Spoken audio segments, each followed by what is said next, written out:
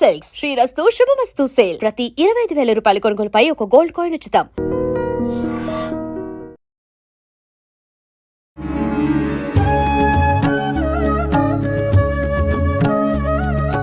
నమస్కారం, welcome to I dream. ధర్మ మార్గం విత్ విజిత కార్యక్రమానికి స్వాగతం. ప్రస్తుతం మనతో పాటు ఉన్నారు శ్రీ విద్యా ఉపాసకులు గీతా కుమార్ గారు. ఇప్పుడు వారితో మాట్లాడదాం. నమస్తే అమ్మా. శ్రీమాత్రే నమః. నమస్తే అమ్మా. అమ్మ, చాలా వరకు ఈ మధ్య కాలంలో చూస్తూ ఉన్నాము, కొంచెం అమ్మవారు ఎలా అయితే చక్కగా కనిపిస్తారో నిండుగా ఒక బొట్టు, ఆ పట్టు వస్త్రాల్లో, అంటే మనం నిజంగా అమ్మవారిని చూడలేదు కానీ ఫోటోల్లో కానీ సినిమాల్లో ఇలా మనం అమ్మవారిని ఎక్కడ చూడాల్సి వచ్చినా ఒక రూపం ఎలా కనిపించిందో అలా ఆ రూపంతో మనం కనిపిస్తే ఇంకా మేమే అమ్మవారు అనే భావనతో చాలామంది బిహేవ్ చేస్తున్నారు ఈ మధ్యకాలంలో. ఇప్పుడు అమ్మవారి నవరాత్రుల టైము అలా వచ్చినా కూడా అమ్మవారి గెటప్ వేసుకొని ఆ రోజున అంటే మేము ఏ రూపంలో ఉన్నామో ఆ రూపంలో ఉన్న అమ్మవారిని నేనే అన్నట్లుగా భావించటం, నిజ జీవితంలో కూడా ఇలాగే నేను అమ్మవారిని అన్నట్లుగా భావించటం, అమ్మవారు నా పైకి వస్తుంది, పైకి వచ్చింది కాబట్టి ఇంకా నేనే అమ్మవారిని అనటం, ఇలా రకరకాలుగా ఏదైతే ఏంటి కానీ అమ్మవారిని నేను అనే భావనతో ఉండేవాళ్ళు చాలామందిని మనం చూస్తున్నాం. అసలు నిజంగా అమ్మవారు అలా వస్తారా ఎవరిపైకైనా? ఇదంతా సాధ్యపడుతుందా? ఎవరిని అమ్మవారు అని మనం భావించవచ్చు నిజ జీవితంలో? అమ్మవారు ఒకటే, పరాశక్తి. ఆవిడే ఇంకా మనల్ని మనం భావించాలి ఆవిడ్ని. ఇంకా ఆవిడ వస్తారా అంటే అది ఇప్పుడు చాలామంది ఒంట్లోకి వస్తుంది అని చెప్తున్నారు. అవును, నేనైతే అది నమ్మను. నా వరకు నేను నమ్మను. ఇంకొకరి వరకు అనే విషయం అయితే మనకు సంబంధం లేదు. నా వరకు నేను నమ్మను. అంటే అమ్మవారిలాగా ఉండడం వేరు, అమ్మవారు మన పైకి వస్తుంది, ఒంట్లోకి వస్తుంది అనేది వేరు.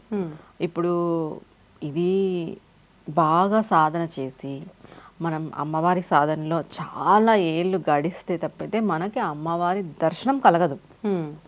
ఇప్పుడు సాధకులంతా దేనికోసం అంత సాధన చేస్తున్నారు? ఆవిడని చూడాలి, ఆవిడ్ని దర్శించాలనే చేస్తున్నారు.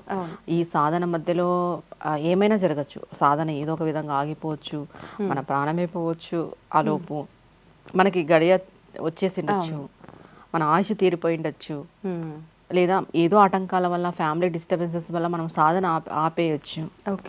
ఇలాంటివన్నీ జరుగుతాయి. మనం సాధనలో చాలా ముందుకి, అంటే మనం చచ్చే వరకు సాధన చేస్తే ఏదో ఒక రోజు అమ్మవారు నిదర్శనం మనకు కనిపిస్తుంది, దర్శనం ఇస్తుంది. అమ్మవారు అయితే అమ్మవారు ఇవ్వదు అని నేను చెప్పాను. ఖచ్చితంగా అమ్మవారు దర్శనం ఇస్తుంది. అలా అని ఒంటిపైకి వస్తుంది, ఒళ్ళోకి వస్తుంది అనే విషయాన్ని అయితే నేను ఏకీభవించాను. ఒక వైబ్రేషన్ ఉంటుంది అమ్మవారిని కొలిచే వాళ్ళ దాంట్లో, ఒక వైబ్రేషన్ ఉంటుంది. ఒక వైబ్రేషన్ వచ్చి మనకి ఒళ్ళు ఊగుతుంది, దాన్ని ఒంట్లోకి రావడం అని అనుకుంటున్నారు తప్ప అది అక్కడ ఉన్న పాజిటివ్ వైబ్రేషన్ కావచ్చు. ఆ వైబ్రేషన్ వల్ల మనకు అనిపిస్తుంది తప్ప అమ్మవారైతే ఒంట్లోకి రావడం అనేది జరగదు. ఇది నా వరకు నేను చెప్పే సమాధానం అయితే ఇదే. ఎందుకు ఇది అంటే చాలా మంది ఆడవాళ్ళు మానసికంగా లోనైపోయి ఉంటారు అనమాట. ఇంట్లో ఎవరు పంచుకునేకి లేక, చెప్పుకోవడానికి లేక, ఇలా మానసికంగా లోనైపోయినప్పుడు వాళ్ళు ఏదైనా ఒక దేవస్థానానికి వెళ్ళినప్పుడు, ఏదైనా ఇలాంటి ప్లేసెస్కి వెళ్ళినప్పుడు అక్కడ ఎనర్జీ, పాజిటివ్ ఎనర్జీ హెవీ అయిపోయి ఒక వైబ్రేషన్ వచ్చేసి వాళ్ళు అలా బిహేవ్ చేయడం జరుగుతుంది అని మనం సైకలాజికల్గా, సైంటిఫిక్గా చెప్పబడుతుంది. ఇప్పుడు ఎగ్జాంపుల్ చెప్పాలంటే అపరిచితుడు మూవీ, ఇట్లా అనగానే మారిపోతారు. మల్టీ పర్సనాలిటీ డిజార్డర్ అంటాం కదా, ఇది కూడా ఒక పార్ట్లో చూసుకుంటే ఆ టైపే వస్తుంది. కానీ మనం ఏం చేస్తున్నాం, అమ్మవారు వచ్చేసిందని. ఇప్పుడు చాలా మంది అమ్మవారు వస్తే చుట్టుపక్కల వాళ్ళకి చెప్తుంటారు, మీరు ఇలా, మీకు ఇలా జరుగుతుంది, అలా జరుగుతుంది అని. ఆల్రెడీ వాళ్ళకి తెలిసి ఉంటుంది, ఎందుకంటే చుట్టుపక్కల వాళ్ళు ఉంటారు, వాళ్ళ సమస్యలు వాళ్ళతో చెప్పుకొని ఉంటారు. అవునా కదా? లాజికే.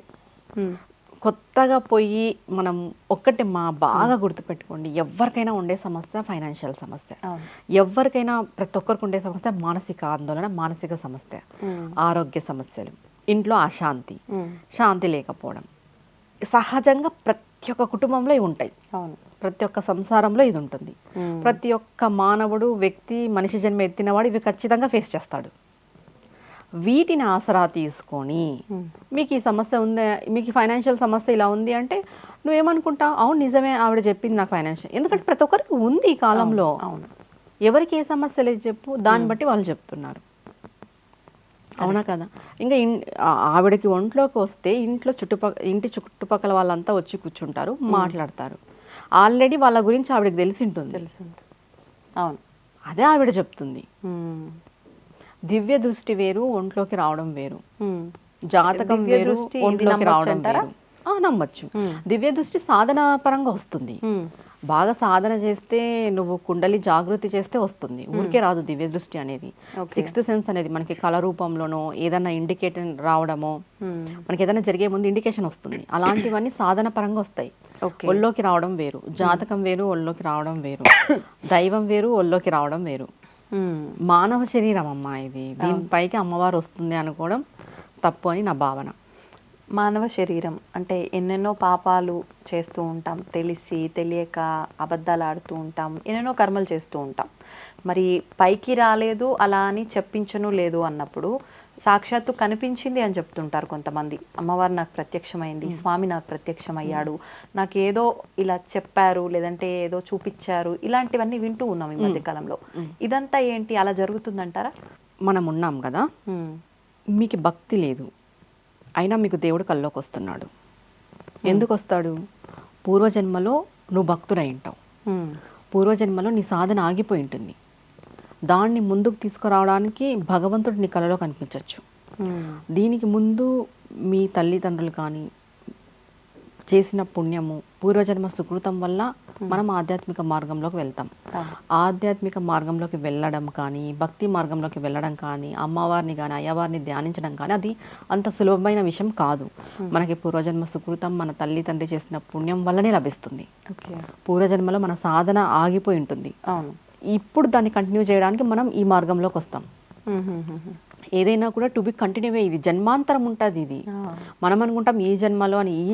ఈ జన్మలోది కాదు. ఈ జన్మలో మనం ప్రతిదీ ఏది అనుభవించినా ఈ జన్మది కాదది. అది అంతా పోయిన జన్మకు సంబంధించినదే. దాన్ని బట్టి మనకు ఉంటుంది. ఓకే. దీని తర్వాత ఏం చెప్తాము? మనకు అమ్మవారు దర్శనం ఇస్తుందా? ఇస్తుంది. ఎప్పుడు? ఎవరికి? ఎప్పుడు? ఎవరికి? బాగా సాధనలో ముందుకెళ్ళిన వాళ్ళకి. అంటే ఏ కల్మషం లేకోకున్నట్టు ధర్మంగా, నీతిగా, నిజాయితీగా బతికి అమ్మవారినే శరణు అని నమ్ముకొని బతికిన వాళ్ళకి, కొన్ని ఏండ్లు సాధన చేసిన వాళ్ళకి ఇస్తుంది అమ్మవారు దర్శనం. ఆమె ఉన్నాను వెన్నెంట అని ఆమె ప్రతిక్షణం నిరూపిస్తుంది. అది వేరు. ఆమె ప్రెజెన్స్ని మనం తెలుసుకోవచ్చు. మనకు వచ్చే సమస్యలతోనో కష్టాలతోనో, ఆ కష్టాలని మనం గట్టెక్కడంలోనో ఆమె ప్రెజెన్స్ని మనం తెలుసుకోవచ్చు. ఆమె ఉంది అని, ఆమె మనల్ని కాపాడుతుంది అని. కానీ ఆమె మనకు డైరెక్ట్గా కనిపించాలి, ప్రత్యక్షం అవ్వాలి, మనం చూడాలి అంటే చాలా సాధన కావాలి. అది మనలాంటి ఇట్లా గృహస్థాశ్రమంలో ఉండి నిత్య పూజ చేసుకునే వాళ్ళకి వీళ్ళకి కనపడదు. దానికి చాలా మేలైన సాధన ఉండాలి, గురువు ఉండాలి. మనం అమ్మవారిని చేరుకోవడానికి అది భక్తి అంటే ప్యూరిటీ ఆఫ్ భక్తి అంటాం కదా మనము. దాంట్లో ఇంక ఎటువంటి ఇది ఉండకూడదు. అంత ఇదిగా నువ్వు కొన్ని ఏళ్ళు సాధన చేయాలి. ఏదో ఒకరోజు నేను మంచి మనసుతో ఉన్నానంటే కాదు. నిత్యము నువ్వు మంచి మనసుతో ఉండి నువ్వు సాధన చేస్తే అమ్మవారు ఖచ్చితంగా కనిపిస్తుంది. అంటే ఎలా దర్శనం ఇస్తుంది అమ్మవారు, ఎలా ప్రత్యక్షం అవుతుంది? కొంతమంది అంటే ఏ రూపంలో అయినా రావచ్చు, ప్రత్యక్షం అవ్వచ్చు. వచ్చింది అమ్మవారు స్వామి అని కూడా గుర్తించలేని స్థితిలో ఉంటామేమో, గుర్తిస్తామో లేదో ఇలా చెప్తూ ఉంటారు. అసలు ఎలా దర్శనం ఇస్తారు? ముందుగా గుర్తుపెట్టుకోవాల్సిన విషయం, మనకి అమ్మవారు కనిపించిందా లేదా ఏదైనా వేరే శక్తి కనిపించిందా అని ఎలా తెలుస్తుంది అంటే, అమ్మవారు కనిపిస్తే మనకి పాదాలు కనిపిస్తాయి ముందు. మనకి పాదాలు కాక ఏదో ఒక ఆకారం కనిపించింది, అది అమ్మవారు కాదు. ముందుగా మనకి పాదాలే దర్శనం ఇస్తుంది కూడా ఆమె. ఫస్ట్ సాధకుడికి కనిపించేది పాదాలే. ఇంకా ఏ రూపం కనిపించినా అమ్మవారు కాదు.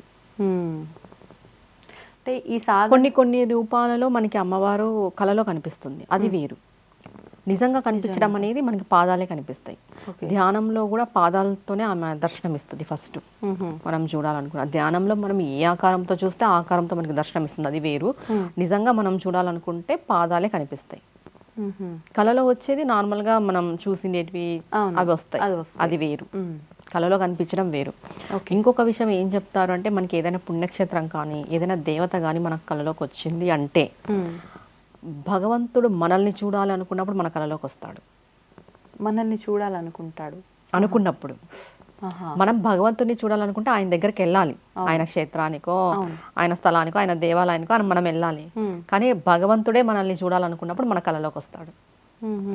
బాగా చూడండి, ఏదైనా మనము ఒక దేవుడు కానీ, దేవత కానీ, దేవాలయం కానీ కళలోకి వచ్చి దాని తర్వాత మన లైఫ్ చూసుకుంటే కొంచెం చేంజ్ ఉంటుంది. అవును, ష్యూర్గా చేంజ్ ఉంటుంది మన జీవితంలో. ఏదో కొంచెం మార్పు జరిగి మనం ప్రశాంతంగా ఉండడము ఇలాంటివి జరుగుతాయి. అది భగవంతుడు మనల్ని చూడాలనుకున్నప్పుడు మన కళలోకి వస్తాడు.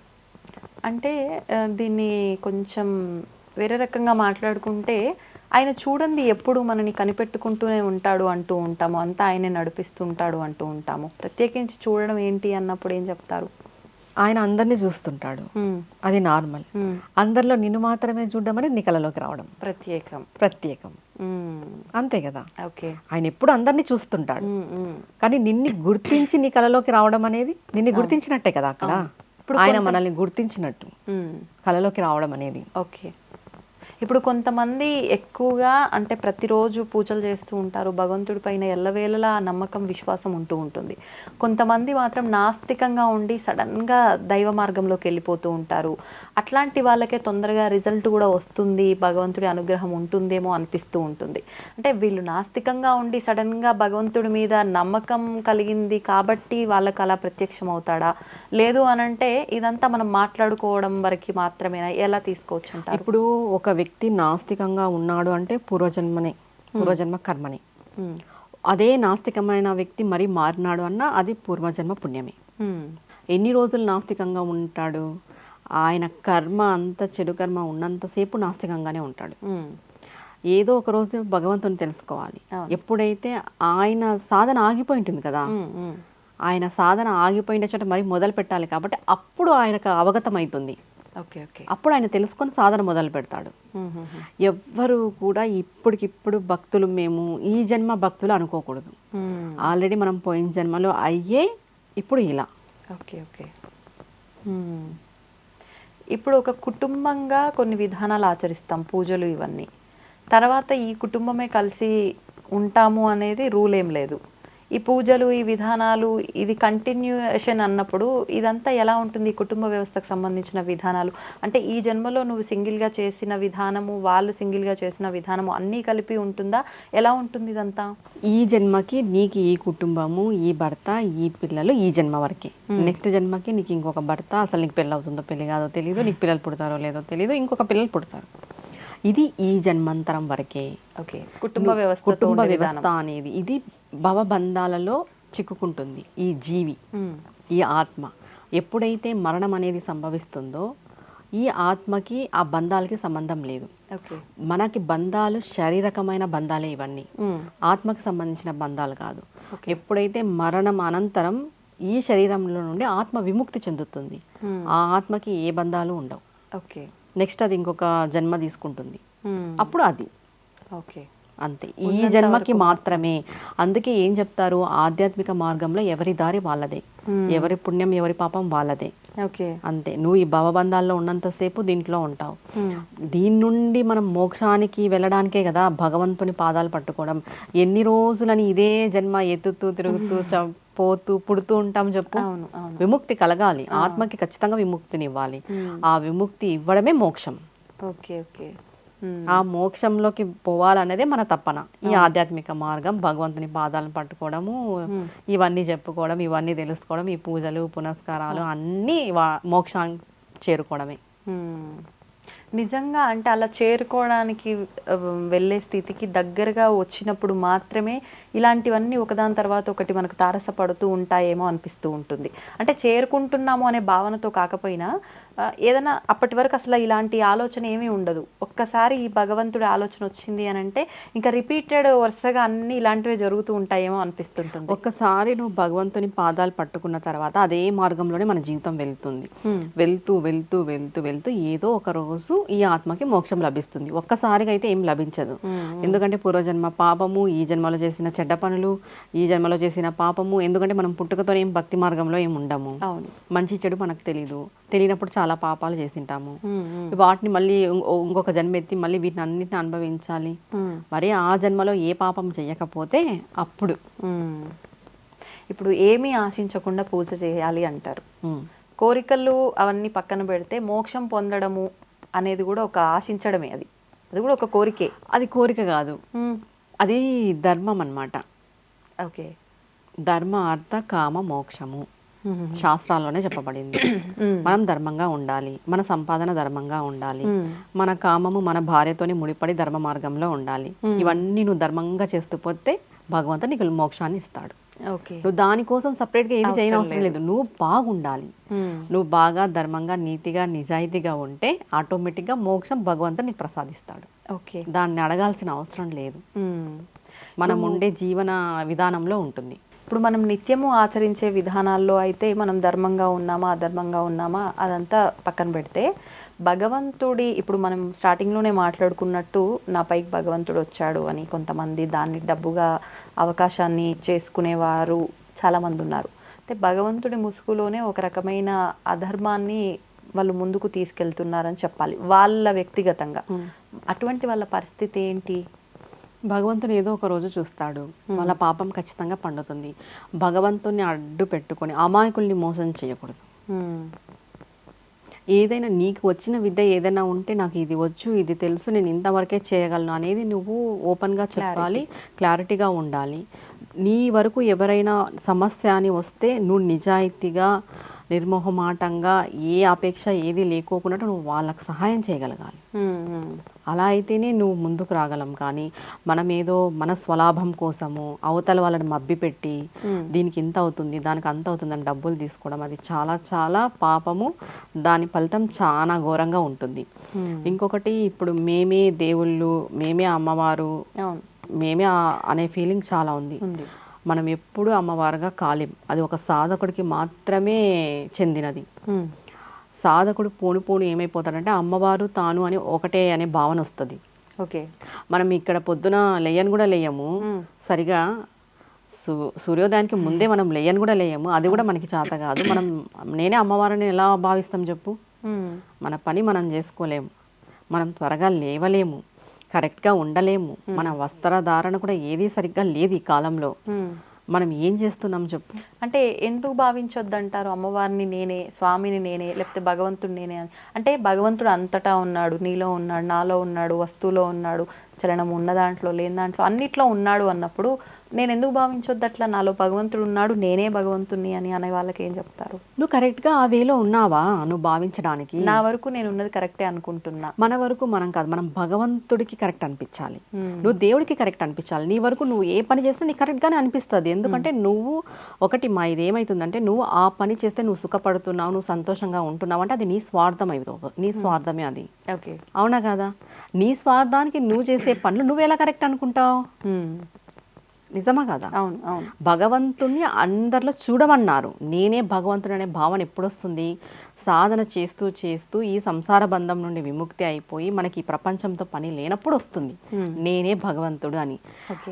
ఆఖరికి సాధకుడు కోరుకునేది కూడా అదే, కానీ అది సాధకులకి వర్తిస్తుంది. నువ్వు పొద్దున నువ్వు పొద్దున్నే లేయలేవు, అర్లీ మార్నింగే నువ్వు లేయలేవు, ఏది నువ్వు కరెక్ట్గా లేవు, నువ్వు ఎలా అమ్మవారు అయిపోతావు? అవునా కదా? ఇంకొక విషయానికి వస్తే నీకు డిసిప్లిన్ లేదు, నీకు మనుషులతో ఎలా మాట్లాడాలో తెలీదు, నీకు సరిగ్గా విచక్షణ లేదు, జ్ఞానం పైన అవగాహన లేదు, శాస్త్రాల పైన పట్టు లేదు, నువ్వెట్లా అమ్మవారు అయిపోతావు? అమ్మవారు ఏమేం చేసింది చెప్పు? అసురులతో యుద్ధం చేసింది, తన భర్తని తను పొందడానికి ఎన్నో యుగాలు తపస్సు చేసింది. ఇప్పుడు భర్త ఒక మాట అంటే నువ్వు భర్తతో వదిలేసిపోతున్నావు, ఇంట్లో వదిలిపెట్టిపోతున్నావు. అవునా కదా? పార్వతీదేవి తన భర్త కోసం కొన్ని యుగాలు తపస్సు చేసింది. నిజం, మహాదేవుడే కావాలి నాకు అని. ఇప్పుడు భర్త ఒక మాట అంటేనే మనం ఇల్లు వదిలేసిపోతున్నాం. ఇంక మనం ఎక్కడ దేవుడు అవుతాం, మనం ఎక్కడ అమ్మవారు అవుతాము? అమ్మవారిలాగా ఉండాలి అని అంటే ఆమె వస్త్రధారణ, వేషధారణ నువ్వు అలవాటు చేసుకో. సరే నువ్వు అమ్మవారిలా, నేను అమ్మవారిని అన్నప్పుడు సరే పెద్ద బొట్టు పెట్టుకొని కాలేజీకి పో, కంపెనీకి పోవాలి కదా. నువ్వు అమ్మవారు అయినప్పుడు నువ్వు పోవాలి కదా, చేతి నిండుగా గాజులు వేసుకొని నువ్వు పో. దాంట్లో నీకు అమ్మవారు గుర్తు రాదు, దీనిలో ఎందుకు గుర్తు వస్తుంది? ఇప్పుడు నువ్వు అమ్మవారు అని భావన చేసినప్పుడు అంతా అలాగే ఉండాలి. పెద్ద బొట్టు పెట్టుకోవాలి, డైలీ చీర కట్టుకోవాలి, గాజులు వేసుకోవాలి చేతి నిండుగా. మళ్ళీ అవన్నీ చేయలేనప్పుడు నువ్వు ఎట్లా అమ్మవారు అవుతావు? నిజమా కాదా? అవును.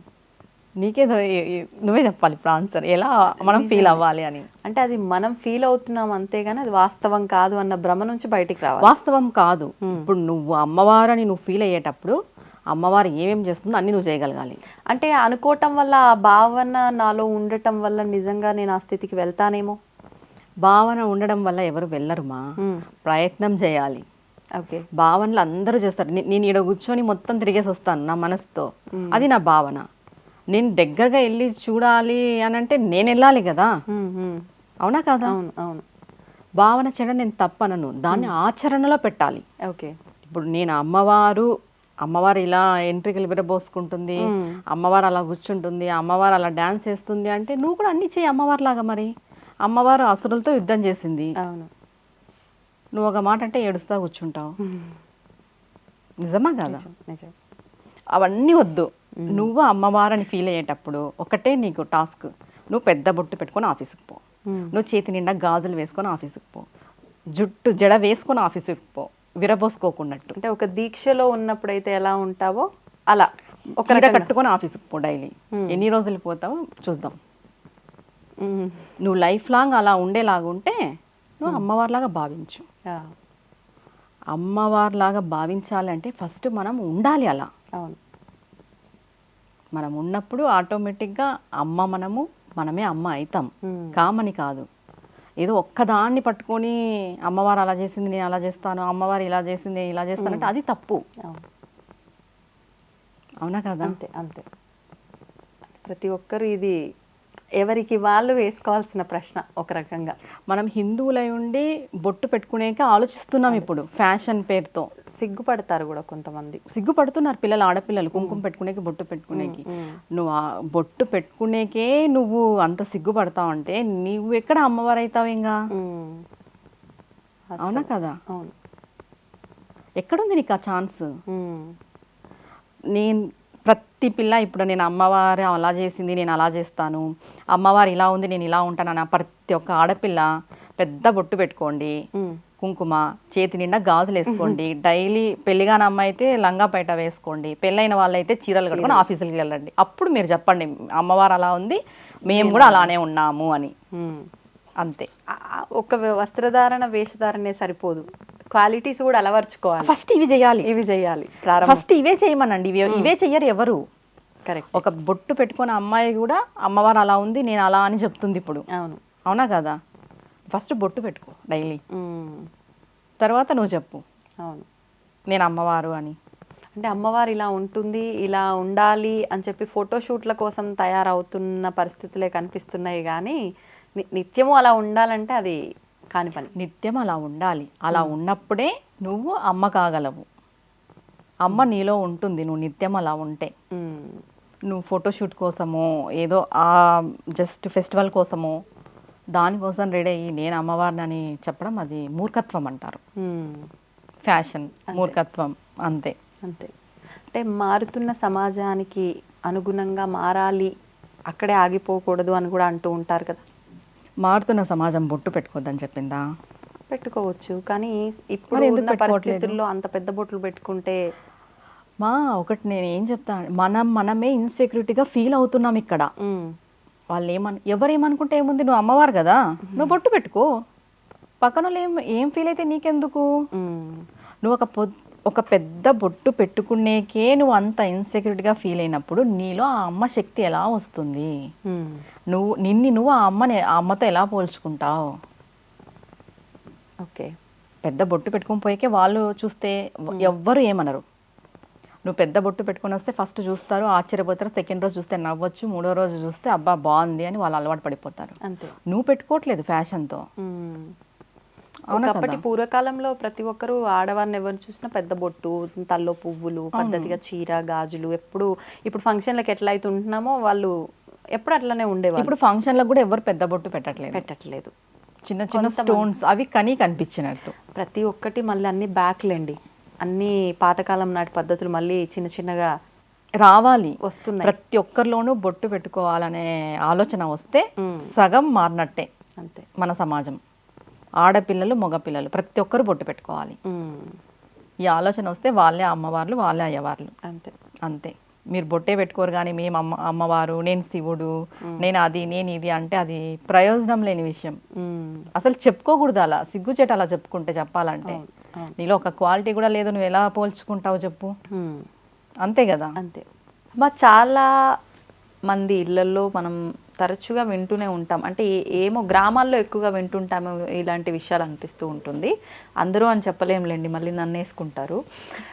పూజలు ఎక్కువగా చేస్తున్న స్త్రీలు ఎవరైనా ఉంటే బాధ్యతలన్నీ ఇంట్లోవి సక్రమంగా చేయకుండా పూజలు అని చెప్పి నీ బాటికి నువ్వు వెళ్తున్నావు వస్తున్నావు, ఎంతసేపు పూజలే కాదు ఇవి కూడా చూసుకోవాలి సక్రమంగా అన్నట్లుగా మాట్లాడతారు. ఒకవేళ నిజంగా ఆ బాధ్యతలు నిర్వర్తించక ఇట్లా చేసే వాళ్ళ విషయంలో అయితే వర్తిస్తుంది, కానీ ఏదో అనాలి కాబట్టి అనాలి అన్నట్లుగా అనేవాళ్ళు కూడా ఉన్నారు. అంటే ఇటు మీరు దైవారాధన చేయకపోయినా కూడా ఇంట్లో పిల్లలు, హస్బెండ్, అత్తమామలు ఇవన్నీ కరెక్ట్గా చూసుకున్నా అంతే మీకు సేవ చేసుకున్న పుణ్యం ఉంటుంది కాబట్టి ఇల్లాలిగా మీది ఇదే ధర్మము, అది చేయకపోయినా పర్లేదు అన్నట్టుగా మాట్లాడుతూ ఉంటారు. అసలు ఈ విషయాలను ఎలా తీసుకోవాలి? భగవంతుడి సేవ ముఖ్యమా, ఇంట్లో వాళ్ళ సేవ ఒక రకంగా సేవ ఇది కూడా, ఈ సేవ ముఖ్యమా, రెండూ ఇంపార్టెంటేనా ఒక స్త్రీకి? దాని గురించి వివరణ ఇవ్వండి.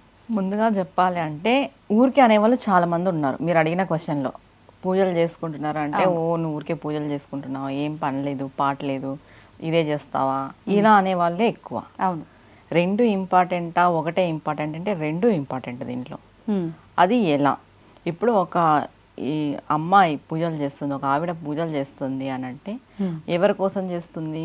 వాళ్ళు, వాళ్ళ భర్త, వాళ్ళంతా బాగుండాలనే చేస్తారు. అవును, అవునా కదా? కానీ ఇక్కడ ఏమైపోతుందంటే, ఏమో ఆవిడ ఈ పూజలు చేస్తూ పట్టించుకోవట్లేదు, పట్టించుకుంటున్న వాళ్ళు కూడా ఈ మాటల్ని ఫేస్ చేస్తారు. కుటుంబ బాధ్యతలు పట్టించుకుంటూ ఉండే వాళ్ళు కూడా ఈ మాటల్ని ఫేస్ చేస్తారు. ఏదో అనాలని నోరుంది అనేసేయాలి ఇలా. ఇంకొకటి, అమ్మాయి ఇంట్లో సేవ చేయాలా అనంటే, సేవ చేసేకి నువ్వు తెచ్చుకోలేదు కదా కోడల్ని. అవును, ముందుగా అయితే బాధ్యత చేయాలి. కానీ ఆ అమ్మాయి ఏదో ఇంకా నీకు సేవ చేసేకే ఉంది, ఆ అమ్మాయికి ఇంకొక జీవితం లేదు అనేలాగా మనం భావించకూడదు. ఎందుకంటే ఎవరి ఇష్టాలు వాళ్ళకు ఉంటాయి. ఇప్పుడు ఒక అమ్మాయికి ఆధ్యాత్మిక మార్గంలో వెళ్ళాలని ఇష్టం ఉంటుంది, అమ్మాయి ఏం తప్పు పని చేయట్లేదు కదా, చేస్తుంది పూజే, దాంట్లో బాధపడే అవసరం ఏముంది? దీంట్లో చాలా మంది బాధపడే వాళ్ళు ఉన్నారు, మనం చూస్తున్నాము వింటున్నాము కూడా. అయితే సపోర్ట్ చేయి, లేదా సైలెంట్ అయిపో. అంటే ఇవి పూజలు చేస్తున్న దానికి ఇంట్లో వాళ్ళకి కూడా సమ్మతం అయితే పర్వాలేదు, వాళ్ళకి ఇవి ఇంట్రెస్ట్ లేదు అంటే కనుక ఖచ్చితంగా యాంటీనే, అక్కడ ఖచ్చితంగా గొడవలే, ఫస్ట్గా గొడవలు వస్తాయి. ఇప్పుడు ఒక విషయం ఏంటంటే, ఇప్పుడు మీరు ఏమన్నారు, ఇంట్లో సేవ, అవును భర్తకు సేవ చేస్తుంది, ఆ అమ్మాయిని సేవ చేసేకే వాళ్ళ అమ్మ వాళ్ళ నాన్న కానీ ఏం పెట్టలేదు కదా మీకోసము. ఇంటి బాధ్యతలు నిర్వర్తించాలి. ఇంటి బాధ్యతతో పాటు దేవుడి సేవ చాలా చాలా ముఖ్యం, చాలా ఇంపార్టెంట్ కూడా. లేదు ఇప్పుడు మనం అంటాము భర్తకి పిల్లలకు సేవ చేసుకుంటే అదే పుణ్యం ఉంటుంది, నేను లేదని చెప్పాను. ఇప్పుడు భర్త సైకో, సాడిస్టు అలా అయితే ఏం సేవ చేసుకుంటుంది అమ్మాయి? భర్త మారాలని పూజ చేయాల్సిందే కదా ఖచ్చితంగా. లేదు నువ్వు భర్తకే సేవ చేయి, ఆ భర్త మారుతాడు, నువ్వు పూజ చేయొద్దు అంటే అవుతుందా? కానీ అలానే చెప్తారుగా పెద్దవాళ్ళు. ఎక్కడ మారుతున్నారు? భర్త మారట్లేదు కదా. ఇప్పుడు భర్త మారాక అమ్మాయి ఏదో ఒక పూజ చేయాలి. అవును, దైవానుగ్రహం అవసరం ఖచ్చితంగా. దైవానుగ్రహం లేనిదే నువ్వు ఊరికే ఇక్కడ సేవ చేసుకుంటూ ఉండు అని చెప్పడం కూడా కరెక్ట్ కాదు అది. ఇది ఎంత అవసరమో అది కూడా అంతే అవసరం. ఇక్కడ ఎలా చెప్పారంటే, ముందు కాలంలో చాలా పెద్ద పెద్ద ఫ్యామిలీస్ కాబట్టి ఈ పూజలకి అంత వెసులుబాటు ఉండదు చేసుకోవడానికి పెట్టుకోవడానికి. అప్పుడు ఏం చెప్పారు, పతియే ప్రత్యక్ష దైవం అని, ఇంట్లో పనులు చేసుకుంటే చాలని ఇలా చెప్పారు. ఎందుకంటే అప్పుడు పనులు ఎక్కువ, మనుషులు ఎక్కువ, అంతా ఎక్కువ. ఇప్పుడు మనమే నార్మల్ ఫ్యామిలీ, చిన్న కుటుంబం హ్యాపీగా చేసుకోవచ్చు. ఇప్పుడు ఇంట్లో సేవ చేస్తే దేవుడికి ఇదవుతుందా అని అంటే, నువ్వు మనస్ఫూర్తిగా ఏ సేవ చేసినా దేవుడికి ఇదవుతుంది, నేను ఆ విషయం లేదనను. నీకు ఇంట్లో పూజ చేసుకునేకి అంత అవైలబిలిటీ ఉంది, నువ్వు అన్నీ చేసాక అవైలబిలిటీ ఉన్నా నువ్వు చేసుకోలేకపోతే అది మిస్టేకే కదా. ఇప్పుడు నువ్వు పూజలు చేస్తుంటే మీ ఇంట్లో వాళ్ళు సపోర్ట్ చేస్తున్నారు, హ్యాపీగా చేసుకో అంతే. అంత బాగుండి చేసుకోకపోవడం తప్పు. ఇది ఎవరికి పెట్టారు? సపోర్ట్ చేయని వాళ్ళకి పెట్టారు. ఇప్పుడు ఇంట్లో నీకు అత్త మామ మొగుడు సహకరించరు నువ్వు పూజలు చేసుకోవడానికి, వాళ్ళకి చేసిందే నీకు సేవ అంటే అప్పుడు చేయొద్దా? సహకరించకపోతే ఇంకేం చేస్తుంది? అప్పుడు వాళ్ళకి చేసిందే సేవ కింద వస్తుంది, సాయుధ్యం అంటారు దాన్ని. ఓ ఇంకా ఆప్షనే లేదు నాకు పూజ చేసుకోవడానికి అన్నప్పుడు మాత్రమే ఇది వాళ్ళ సేవనే ఆరాధనగా భావించుకోవాలి. భావించుకోవచ్చు. అంతే. ఏ సేవ అంటే వాళ్ళదనే కాదు, నువ్వు బయట ఎవరికి పెద్దవాళ్ళకి సేవ చేసినా దానం చేసినా ప్రతిదీ ఆ ఆరాధన కిందనే వస్తుంది. ఓకే. ఇంట్లో వాళ్ళదనే కాదు, నీకు అస్సలు పూజ చేసుకునే ఆప్షన్ లేకపోతే, నీకు పూజ చేసుకునే ఆప్షన్ ఉండి నువ్వు చేయలేకపోవడం తప్పు. ఓకే. ఇప్పుడు ఏమంటారంటే మనం నిత్యము ఒక పని క్రమం తప్పకుండా చేస్తూ ఉంటే అది భగవంతునికి చేరుతుంది అంటారు. అది ఎప్పుడు చేరుతుంది భగవంతునికి? నీ మనసులో భగవంతుడు ఉన్నప్పుడు చేరుతుంది. ఇప్పుడు మీ ఆయనకే నువ్వు చేస్తున్నావు, మీ ఆయనలో నువ్వు భగవంతుని చూస్తేనే అది చేరుతుంది. నువ్వు మీ ఆయనకి నిత్యము సేవ చేస్తున్నావు, మీ అత్తమ్మకి నిత్యము సేవ, నువ్వు తిట్టుకుంటా చేస్తే ఏం ప్రయోజనం వచ్చే ఆ సేవ? అవును, తిట్టుకుంటా చేయకూడదు కదా. నువ్వు మనసులో భగవంతుని పెట్టుకొని చూసే ప్రతి మనిషిలోని భగవంతుని చూస్తే ఆ సేవ భగవంతునికి పోతుంది. అంత మనకుందా? అంత సాధనా పరులా మనము? కాదు కదా. అందుకే సపరేట్గా పూజలు కూడా చేయాలి అన్నారు. అంత మన మనసు నిలబడలేదు. అవును, ఒక మనిషిలో భగవంతుని చూసే అంత మనస్సు ఎందుకంటే ఏ అత్తో ఏ మామో ఏమో కూడా నేను ఏదో ఒకటి అనింటాడు ఖచ్చితంగా. అది నీకు వస్తుంది చూసేటప్పుడు. చాలా చోట్ల చూస్తుంటాము, ఎంత రాచి రాంపాలు పెట్టింది మా అత్త, ఈరోజు నేనే చూస్తున్నాను. ఆ నేనే చూస్తున్నానని అహం కూడా ఉండకూడదు, నేనే సేవ చేస్తున్నానని అహం కూడా ఉండకూడదు. ఆ స్థాయికి మనం లేము కాబట్టి ఖచ్చితంగా పూజలు అనేటివి ప్రతి ఇల్లాలు ప్రతి స్త్రీ చేసుకోవాలి. ఆ స్త్రీకి పూజలు అవసరం లేదు, భర్తకు ఒకటే సేవ చేస్తే చాలు. సరే, ఈ జన్మలో ఈ భర్త నీకు రాస్తున్నాడు, నువ్వు కొంచెం పుణ్యము పురుషార్థం సంపాదించుకోవాలి కదా నెక్స్ట్ జన్మకి. అవునా కాదా? కొంచెం ఆధ్యాత్మిక జ్ఞానం సంపాదించుకోవాలి. ఆధ్యాత్మిక జ్ఞానం సంపాదించుకోవాలన్నా నువ్వు ఏదో ఒక ఆధ్యాత్మిక మార్గంలోకి వస్తేనే చేయగలవు. కానీ మీరు అన్నట్టుగా ఇందాక అంటే భగవంతుడి రూపాన్ని ఇక్కడ చూసుకోమన్నారు కదా, ఒక రకంగా ఈ సేవ మనం చేస్తున్నది ఫిజికల్గా ఒక అంటే మనలాగా ఉన్న సామాన్యుడికి అయినా మనం భావించేది భగవంతుడిలా కదా, అది ఆ పుణ్యం మన కోసం అవ్వదా? అవుతుంది, నువ్వు చూడాలి కదా. అట్లా ఏ మొగుడు నేను ఏదో ఒక రోజు తిట్టింటాడు, నీ హస్బెండ్ నిన్ను తిట్టింటాడు, నిన్ను కొట్టింటాడు, నువ్వు మరుసటి రోజు భగవంతుడి లాగా చేస్తావా? ఏదో చేయాలని చేస్తావా? అంతే, తప్పదు కాబట్టి చేస్తావు. ఏమి అన్నా ఏం చేసినా నువ్వు భగవంతుడి లాగైతే నువ్వు చేయవు కదా. ఏదో ఎందుకు మనం మానవులమా, ఈర్ష, ద్వేషం, కోపం, స్వార్థం ఇవి సహజంగా ఉంటాయి. అవును.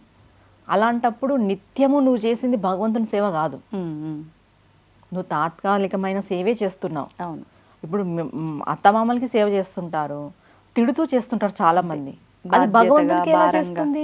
భారంగా చేస్తారు, అది భగవంతునికి ఎలా చేరుతుంది? నువ్వు తిడుతూ చేసే సేవ నీకు ఇంకా పాపాన్నే ఇస్తుంది, నువ్వు చేయకపోయినా పర్వాలేదు అది అలాంటిది. అవునా కదా? అవును. నువ్వు ఒక మనిషిని ఏమి అనుకోకున్నట్టు ఊరికే ఉన్నా ఇబ్బంది లేదు, నువ్వు అన్ని అనేసి చేసేది ఏం ప్రయోజనం వస్తుంది? అలా ఆ స్థాయికి మనం లేము కాబట్టి పూజలు కూడా అవసరం. మనసు పెట్టి భగవంతుని మాత్రమే మనం పూజిస్తాం.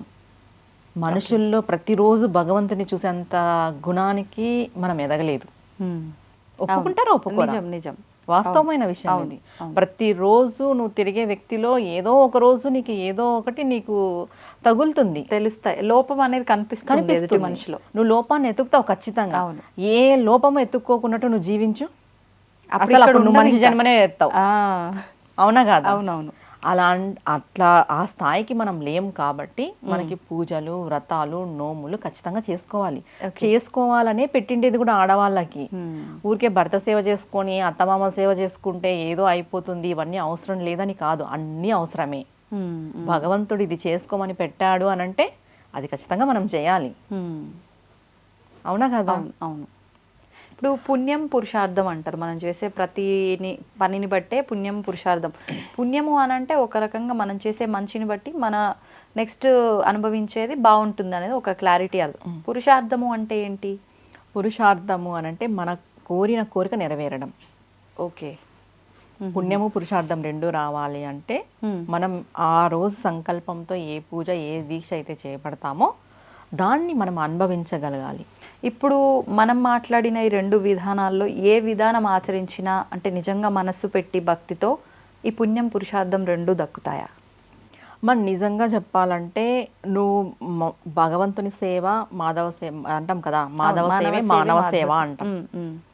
నువ్వు మానవుడికి సేవ చేయి, నిస్వార్థంగా చెయ్యి.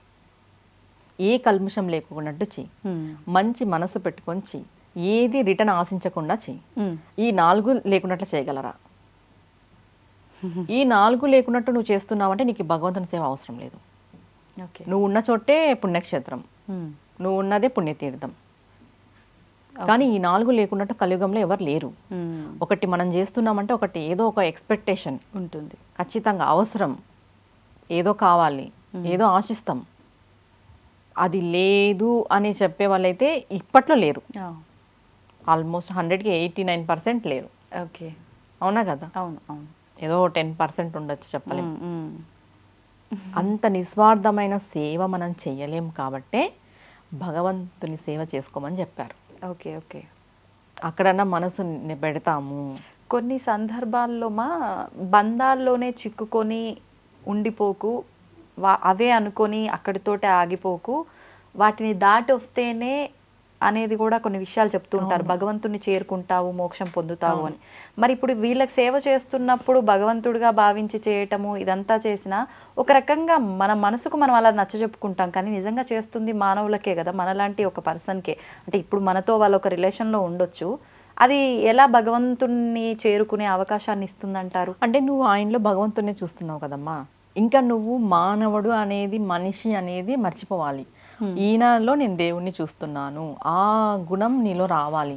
ఆ గుణం నీలో రావాలంటే అతనిలో ఉన్న తప్పులు, లోపాలు అన్నీ నువ్వు యాక్సెప్ట్ చేయాలి. అలా యాక్సెప్ట్ చేయగలిగే వాళ్ళు ఎంతమంది ఉన్నారు చెప్పు? అసలు ఆయనలో నువ్వు 1% కాదు, 0% కూడా నువ్వు నెగిటివ్ చూడకూడదు, తప్పు చూడకూడదు, మిస్టేక్ చూడకూడదు. అంత ఓవరాల్గా ఫుల్ఫిల్గా నువ్వు ఆయన్ని స్వీకరించాలి భగవంతుడిలాగా. అలా నువ్వు చేయగలవా? అలా నువ్వు చేయనప్పుడు ఖచ్చితంగా మన శాస్త్రంలో చెప్పిన పూజలు, వ్రతాలు, నోములు కూడా చేసుకోవాల్సిందే. ఓకే. అది మనకి డిసెంబర్ 16 తర్వాత నుంచి ధనుర్మాసం ప్రారంభమవుతోంది. విశేషంగా ధనుర్మాసం అనగానే గోదాదేవి కళ్యాణం ఒకటి బాగా గుర్తొస్తూ ఉంటుంది. అంటే గోదాదేవి స్వామివారి కోసం అలంకరించుకొని స్వామివారి కోసమే కొన్ని విధానాలు ఆచరించేదని, ఆ రకంగా కనుక ఇప్పుడు చేసినట్లయితే ఎవరైనా వివాహం కాని వారు వాళ్ళకి వివాహం జరుగుతుందని ఇలా వింటూ ఉన్నాము. అసలు ఏంటి ధనుర్మాసం విశిష్టత ఏంటి?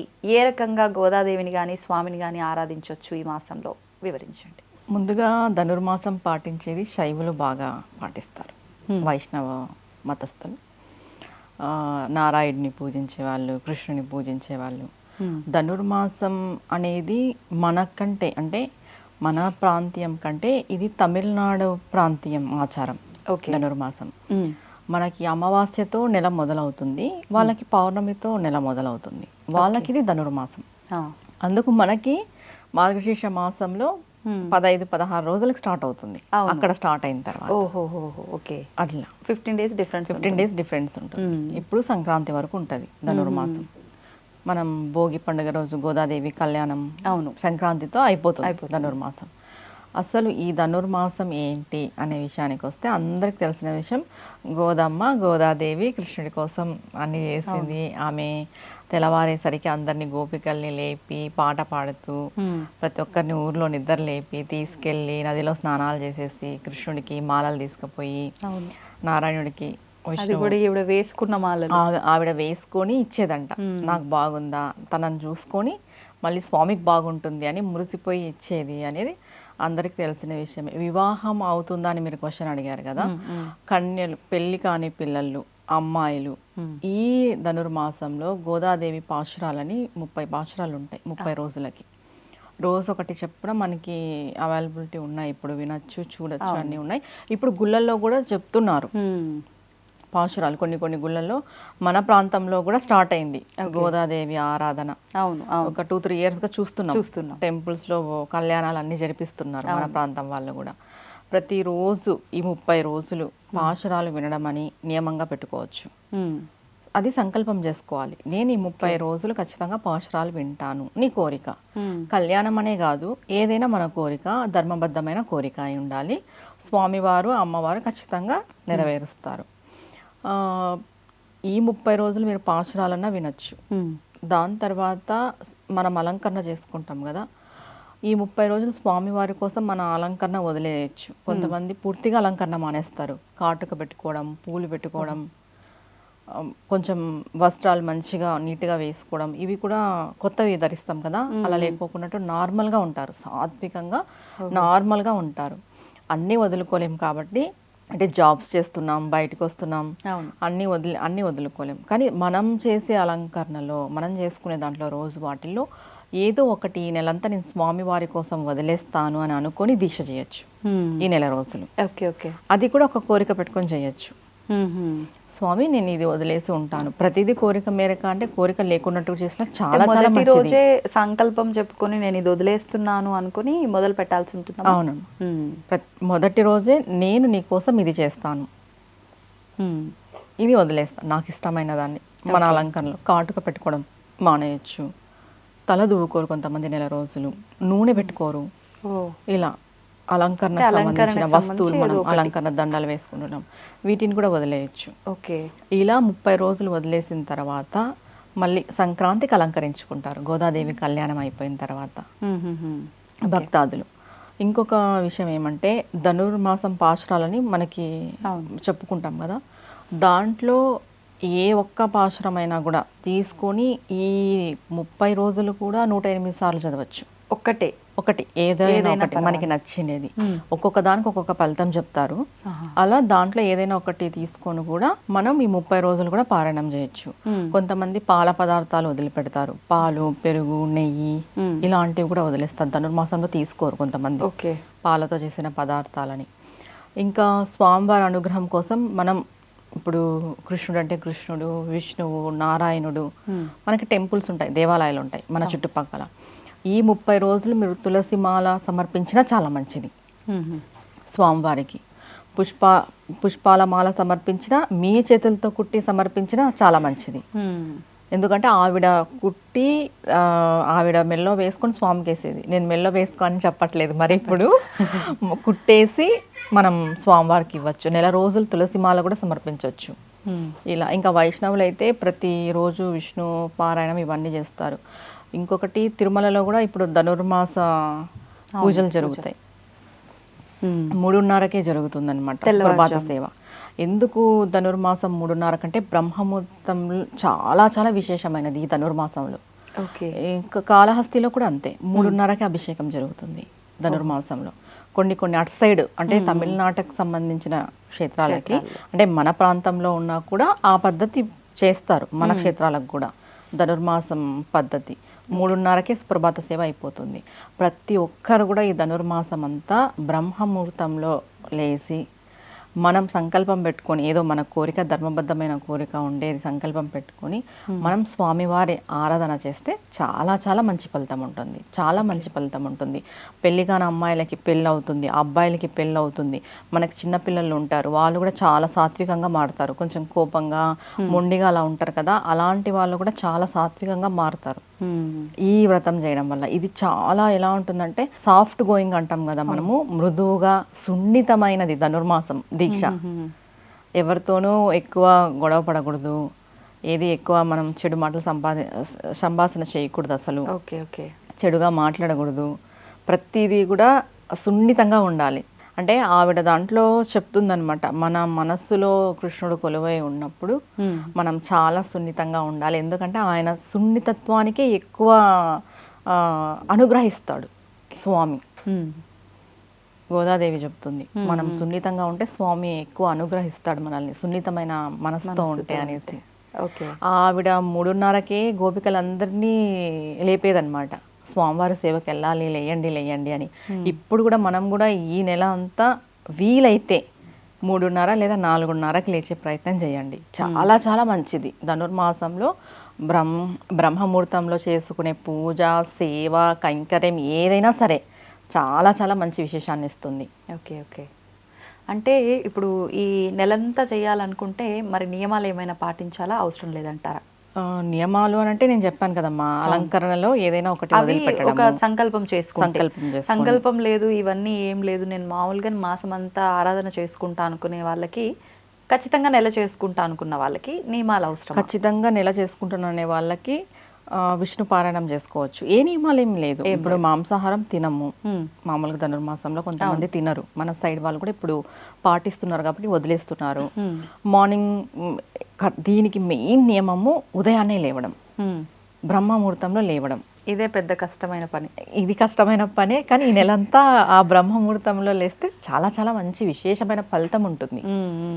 అందులోనూ చలికాలం తప్పదు, స్వామి ఎప్పుడు పరీక్షలు పెట్టే మనల్ని ముందుకు తీసుకెళ్తాడు.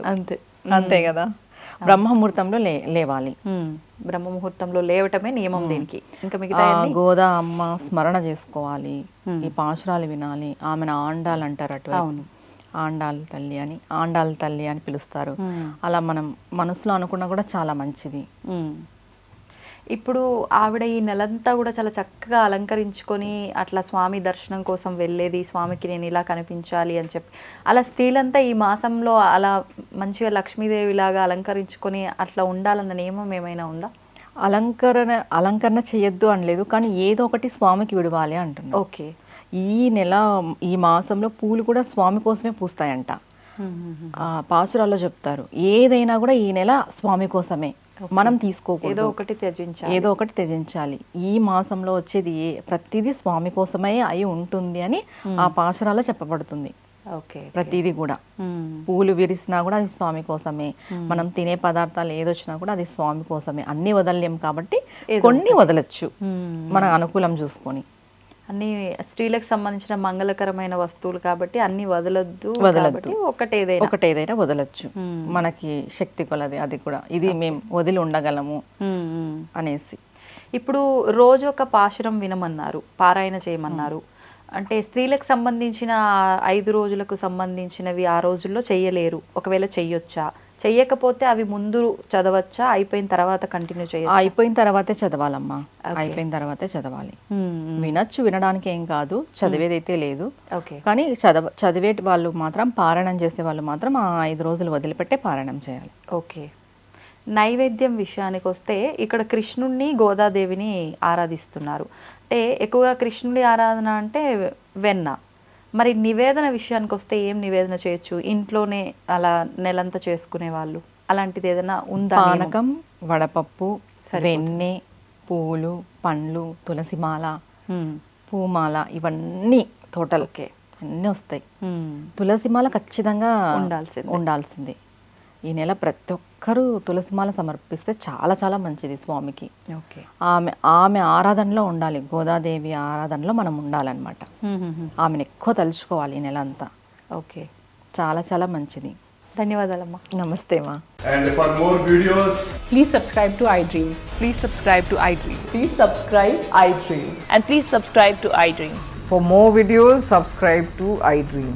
please like, share and subscribe to the channel. Congratulations, iDream. Subscribe to iDream. Subscribe to iDream. So subscribe to iDream Media. iDream ki iDream team andarki huge congratulations. Please subscribe iDream Media. Please subscribe to iDream. Subscribe iDream. Please subscribe to iDream. iDream అంటే నా కళల ఛానల్ను subscribe చేసుకున్న నోరు తిరుగుతలేదు, మీరైతే గంట గుర్తు కొట్టండి. For more such videos, please subscribe to iDream. Subscribe to iDream. Please subscribe to iDream. Please subscribe iDream Media. Please do subscribe to iDream. Please subscribe to iDream Media. For best entertainment and information, please subscribe iDream. And don't forget to subscribe to iDream.